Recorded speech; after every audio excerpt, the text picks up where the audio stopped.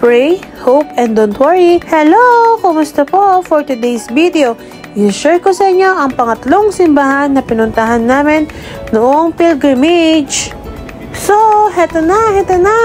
Nandito na nga tayo sa Philippine Center for St. Pio of Pietrelcina sa Quezon City na natayo noong pang 1983.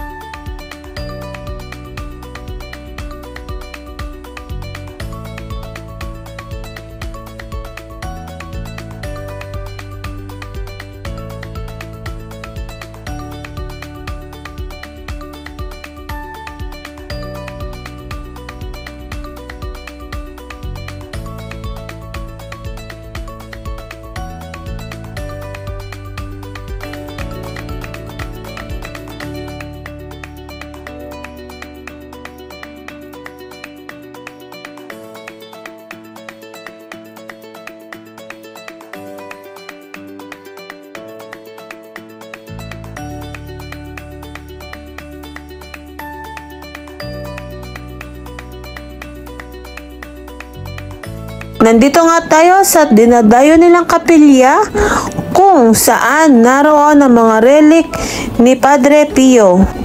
Sino nga ba si Padre Pio?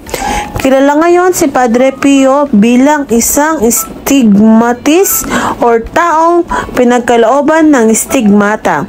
Ano ba ang kahulugan nito? Ang stigmata ay mga tanda ng paghihirap ng Panginoong Jesucristo na nararamdaman at lumilitaw sa katawan ng mga nagkakaroon ng binayaang magtaglay nito.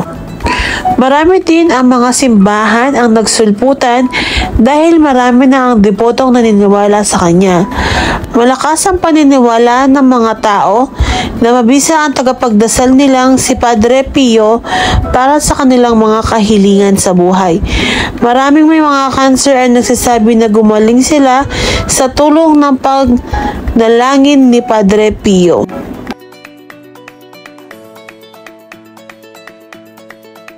So yan, makikita sa baba, ang dami ng mga rosary na nakasabit. So it means pala yan ay mga prayer ng mga tao.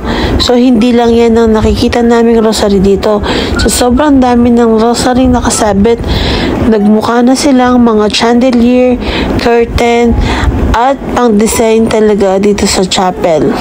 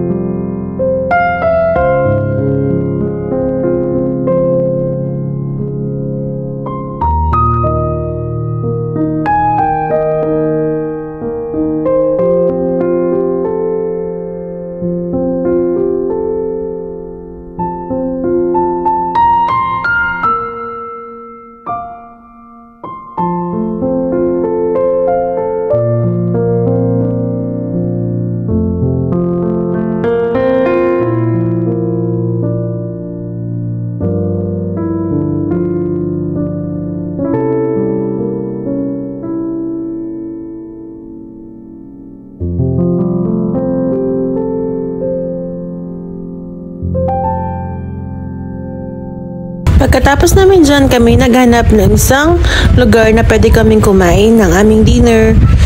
So hanggang dito na lang. Thanks for watching. Keep safe. Bye!